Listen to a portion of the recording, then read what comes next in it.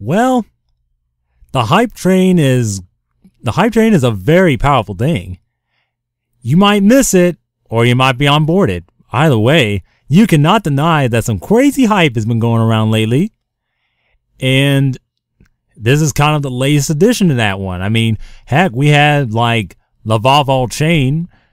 Heck, I remember this card shot up to like $100 like a couple weeks ago. And actually, I even recorded my quote unquote reaction video, which I think I'll put at the very end of this video, like at the very end of this video itself. So yeah, it was kind of silly and kind of weird, but that's just how it goes. Then obviously Nekroz the Bionic being like $145 right now. It's just like, okay, well, it's almost close to like the prices that tour guide from the Underworld had back when she got super duper hyped. Like when she reached the high price peak, she was like $150 for like a single copy or something like that. So yeah, that was fun. And obviously you can't forget stuff like Mecha Phantom Beast Dracosack and Spellbook of Judgment back then too, back in the days of, you know, pre-order days of Lord of the Tachyon Galaxy. That shit was intense too. But freaking Lightning Chidori though. And now from what I understand, and this is what I'm getting at, is because of a few Ritual Beast decks topping in Europe, the Lightning Chidori card pretty much went from like, I think it was $20 to like, well, what you see right here, 50 to 52, 60, whatever. And I'm just like, I don't want to live on this planet anymore. No, I'm kidding. But yeah, like, it's weird. I'll go into this more in the actual video discussion because that's actually what this entire video is about. Call me a whiner all you want, but I mean, part of it's kind of funny, but another part is kind of silly because, yeah, you mean to tell me that Ritual Beast, you know, this archetype right here, that I know for a fact people took a shit on, is the reason that Lightning Chidori jumped up this high in price all of a sudden. Like, if you told me that if you told me before the weekend that Lightning Chidori was gonna like double in price over the weekend because of Ritual Beast, I would have been like laughing in your face. I would have been like, you are a ridiculous person for thinking this way. But I respect your opinion. And look at that. I look like a complete idiot now.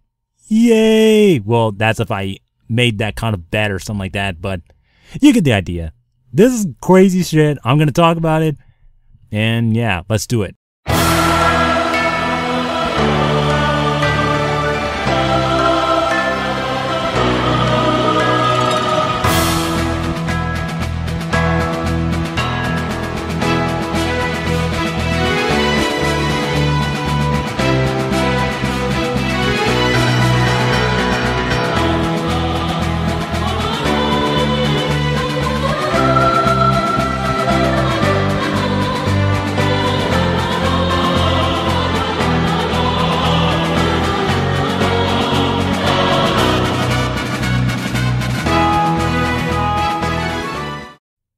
Yay, the intro's updated with the English versions of these cards. Hey everybody, LeeSpeed here, coming at you with another video today.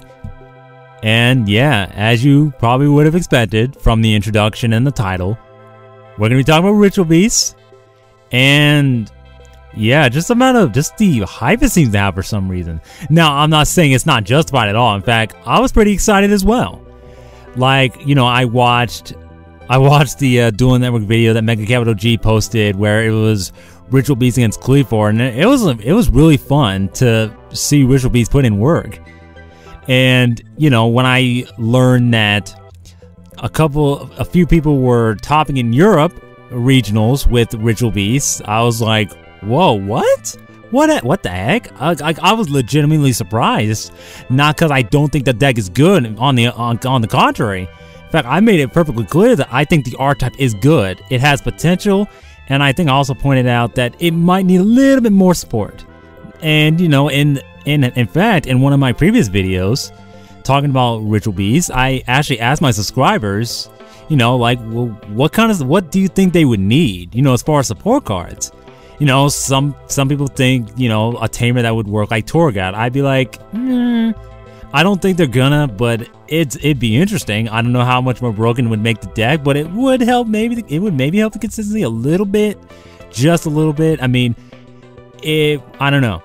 And then in the video, I think I brought up a potential search card of some kind, but not to the retardedness of like Nekroz of Bionic. In fact, someone put in a comment in that video talking about a normal spell or something like that, which would be, banish a Ritual Beast card from your hand, add one Ritual Beast card from your graveyard or deck to your hand, and stuff like that. Now, I wouldn't personally make it add a Ritual Beast card. I would say add a monster from the deck. Now, mainly because I don't like that. I think it would be too good if you could just add a Ritual Beast card. You know what I mean? Because you would just add the Ritual Beast steeds and stuff like that, and it'd be kind of annoying. I think adding a monster would be more fair, mainly because, well, it would just be a direct searcher that requires you to banish a Ritual Beast card.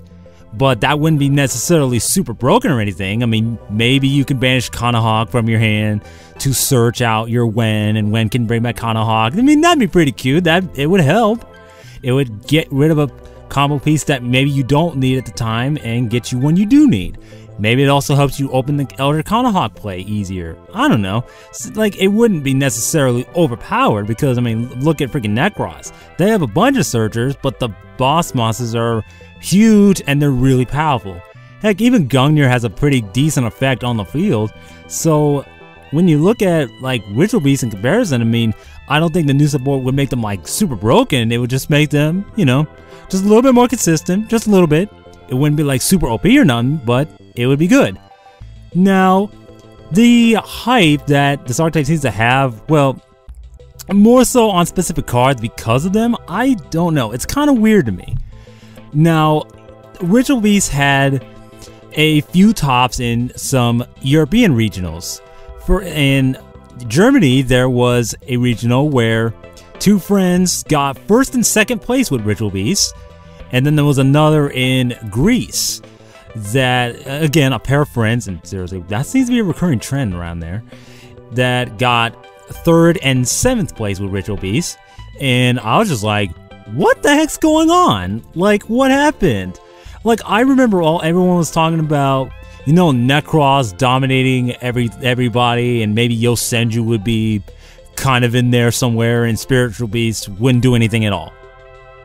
Now it's kind of like, it's weird. Some people are even saying that out of the three archetypes, Yosenju's the weakest. And I'm just thinking, what? How can this be? I mean, I thought people were talking about Yosenju having more potential than Ritual Beast.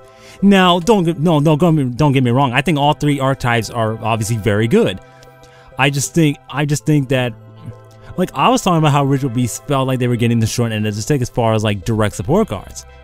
Heck, I mean, I almost felt like they were kind of getting the shaft in the TCG as well in some way, because Emergency Teleport wasn't reprinted in that set when it was in the OCG, which kind of confused me anyways. But I don't know, it's just kind of weird to me. Like, people's thoughts on the archetype randomly changed all of a sudden. And the thing is, when I was in the beginning sequence, when I was talking about Lightning Chidori randomly shooting up to like $50 or something like that, again, this is kind of weird to me because, and this is the same archetype guy. Like you're telling me that an archetype, Ritual Beast, that people, and I know people said this, that, I know people said they were very crappy or they were just bad or something like that. Like, how can an archetype that people just took a shit on cause a card like Lightning Chidori to, like, double to $50? That doesn't make any sense. I mean, some people say Yosenju, but to be honest with you, from what I understand, I haven't heard about any Yosenju's topping. In fact, I don't think any topped in YuseiTheSynchroHero Tacoma. I don't even think they reached top 32. But again, I'm not saying they're bad or anything. I just think, well, they just weren't there. But I mean, I don't think that's bad either. But I just find it kind of weird that some people were even saying that Yosenju's worse than Ritual Beast and vice versa. And heck, some people will say that Nekroz is a fantastic matchup for Ritual Beast. Now, I haven't had a game where I won, though, because every time I play against Nekroz, I freaking brick like a mofo, and I then proceed to get raped by the Trishula Jinlock. So, that's not fun at all, but the point is, it's just kind of weird, and in a way, it's kind of like, Ritual Beasts are good now? Like, what happened? Like, did someone break the code? Someone break the puzzle of how to make the deck, more consistent or something like that? I mean, I thought the problem with the deck was that it wasn't consistent enough. Like, I mean, it has the E-Tellies, it has Kanahawk to banish stuff that you can maybe get back later. You have Gold Sarcophagus to banish stuff that you can retrieve later. But it never had like a direct searcher outside of Ulti Kanahawk. And to be honest with you, Ulti Kanahawk, I mean, I heard somebody talk about a judge. There was like a judge in one of those events in Europe ruling something like, when you're using Ulti Kanahawk's effect to return 2 of your banished Ritual Beast cards to the graveyard, you cannot use its effect to defuse himself in response. And I'm just thinking, wait, that can't be right. Mainly because the way the problem-solving card text works on that guy, I think you should be allowed to do that technically. Like if you target Elder and Lara with his effect to return, and then you would activate Ulti Kanahawk's effect to defuse himself, bringing back Lara and I guess regular Kanahawk. And then, Lara and Kanahawk will be special summoned, and then Elder would go to the grave and you would get a search. Mainly because of how the card is worded. It doesn't specify those targets in its wording. In fact, if it did say those targets, then it obviously wouldn't resolve, because, well, it wouldn't work because both targets would have to go to the grave. But it says return them to the graveyard. Now, both don't have to return it. As long as one of them does, you would still be allowed to search. But apparently some in, I guess, European regionals, I guess it's ruled that you can't do that? I mean, if that's the case, then if people thought the archetype was horrible, then they'll pretty much say it's even more horrible because you can't do that in it. I don't know. Like, I don't know if it'll be ruled that way in the States or everywhere else, but that's just something I kind of wanted to bring up as well. But with that being said, though, like when I did the video talking about, what did the archetype need, as far as like support, like what did they need? Honestly, we had a pretty good discussion. Some people thought of some interesting ideas and stuff like that. Some say like some kind of themed rota, maybe the one that would banish a Ritual Beast card from your hand to search for a monster. Which again, I think it wouldn't make the deck broken. In fact, it would just make it a little bit more consistent. And like I said, and when I did that video, I was thinking if it was anything like Browning, I would just be like, oh my god, it'd be like Nekroz 2.0. And that's exactly the point. I mean, I don't need it being like that. If anything, it's gone to show time and time again that the archetype itself, it takes quite a bit of skill to pilot. I mean, yes, you have the Ulti Kanahawk looping and all that other stuff, but you still have to kind of know what you're doing. I mean, you can't just go do all this stuff willy-nilly and not get punished for it. Mainly because it's not like Nekroz where they have a lot of follow-up plays. With Ritual Beast, if you mess up and they stop you, it's like, well, good luck coming back from that. You know what I mean? Because it's about managing what you special summon and all that other stuff. Like when you search for your trap cards, you've got to get the most out of the trap. Sometimes it may end up having to be a 1-for-1, but sometimes you want to try to get the maximum benefit of those cards. With Nekroz, I mean, you could argue that you have to manage your resources as well. But I think it's even more important in a deck like Ritual Beast because it's not super consistent like Nekroz is. So whatever plays you do have to manage them very carefully, lest you get blown out by some other matchups. And that's what I mean. That's why I'm kind of confused as to like why Lightning Chidori just suddenly jumped up in price. Mainly because I wouldn't think an archetype like, Ritual Beast that people just took a shit on or thought were just terrible could do that. I mean, isn't that kind of weird?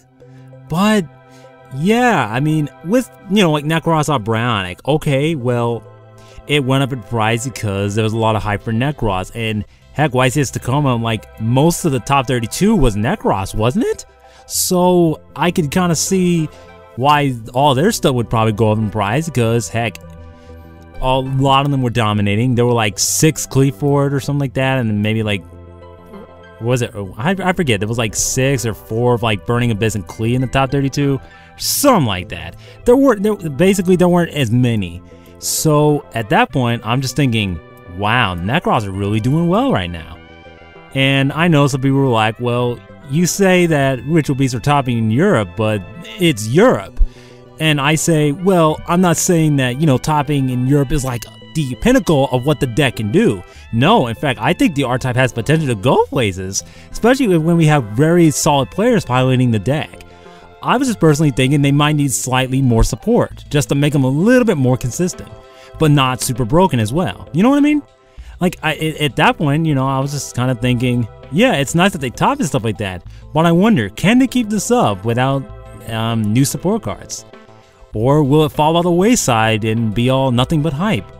I don't know, like, let me know what you guys think about this. I mean, I know I'm kind of sounding like a downer about this, but to be honest though, like, when people say the stuff was bad, or some people just think it's not good enough, and arguably I would kind of agreed at one point that it's not as good as like Nekroz is overall or anything like that, or even like Yosenju. Now some say Yosenju's a better archetype just because they're a bit more consistent and they can OTK like nobody's business, but I mean, Ritual Beast Tamers can sometimes OTK as well. Sometimes as early as turn 2 from what I understand, and heck, I've only done it so many times. But yeah, like, let me know what you guys think about all this. Like, is Ritual Beast, is the hype all justified? Is it a bit much? I mean, should Chidori have gone up so high in price because of Ritual Beast? Like, again, I'm not saying it's a terrible archetype. In fact, if anything, I think it's a very good archetype. I just think it needs a little bit more support. And, I'll leave a link to that other video if you guys missed that one, so you can kind of see what I was getting at. But yeah, again, let me know what you guys think, and I'll see you guys next time, and I'll talk more about Cross Souls. I'll talk about some of the new cards from Cross Souls and how it helps various decks. So yeah, see you guys then.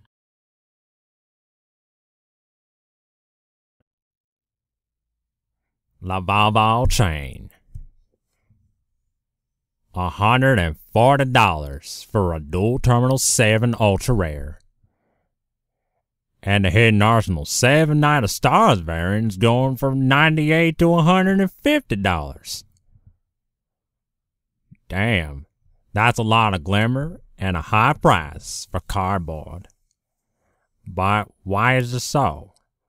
I hear things about Nekroz, whatever, and also Volcanics. Either way, I guess one could say the Lavalval Chain is quite the hot card right now. Today, February 3rd, was quite the crazy day in the world of Yu-Gi-Oh!